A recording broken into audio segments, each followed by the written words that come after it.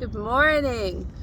Day 6, and I'm coming to you from what we affectionately refer to as top of the world.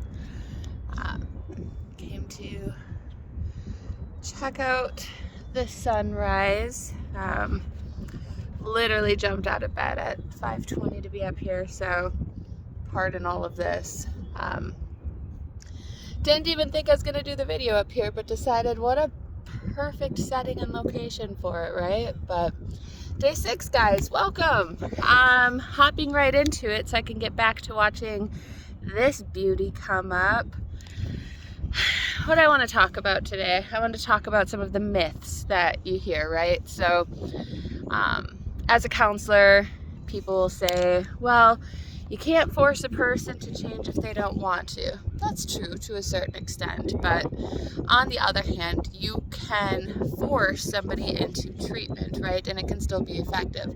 What happens is that during that process, they see that they want to change. They see the discrepancy. Part of my job is showing the people the discrepancy between what they say they want versus what they have. Like, I want to be happy. I want to be with my family. I want to do this. Okay, well, you're out using.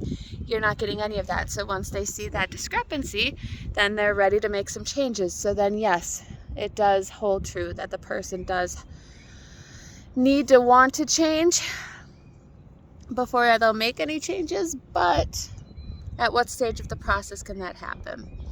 Another myth we hear, you have to hit rock bottom. The fuck is rock bottom anyway? Like, that is so different for other people than, it's subjective, right? Like, one person's rock bottom is somebody else's, I'm okay with this. Maybe it's even somebody else's, like, that's their dream, what they're striving for. So there is no rock bottom. It's just when you get sick and tired of being sick and tired, as they say. You're sick of your own shit. You're sick of getting in your own way. That's when change happens. That's when you're ready to start doing something different, is when you're ready to do something different. Anyway, this isn't about like convincing people to change, anything along those lines, because that comes from within. That's our own shit, right? Like, I'm not here to tell anybody that they need to change. That's just a couple of the myths I wanted to talk about. The fact is there's not an easy fix. There's no magic pill you can take. It's not like an infection, here, take this goddamn antibiotic or whatever and it goes away. It doesn't work that way. It requires a lot of change, and sometimes that can be overwhelming to people. It can be really hard to just think like, okay, I have to change everything about myself. I have to change who I hang out with, what I do for fun, what I do to cope, how I get through the day. I mean, that's a lot, basically changing every little part. So breaking it down, I mean, even if it's some point of harm reduction, right? Like, that's something that we try to practice a lot. Like, your goals are your goals. I've said that. So harm reduction fits in to be whatever it is that you want it to be.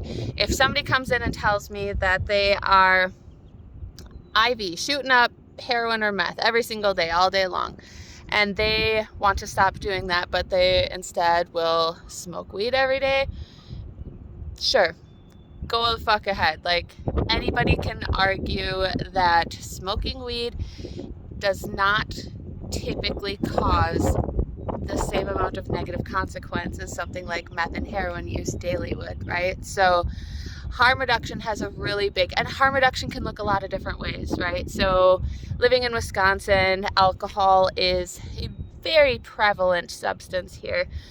And so maybe somebody's harm reduction is, I get shit-faced every night. Instead of drinking 24 beers, I would like to just drink 12. I can maintain at 12. Or hard liquor really makes me act how I don't want to. I would rather just drink beer. All of these are harm reduction strategies, and all of these are good and effective ways of changing behaviors, right? Which is what we want to do to reach the goals that we talked about. So if we break it down into smaller achievable things, like, all right, today I'm just going to do this instead of this.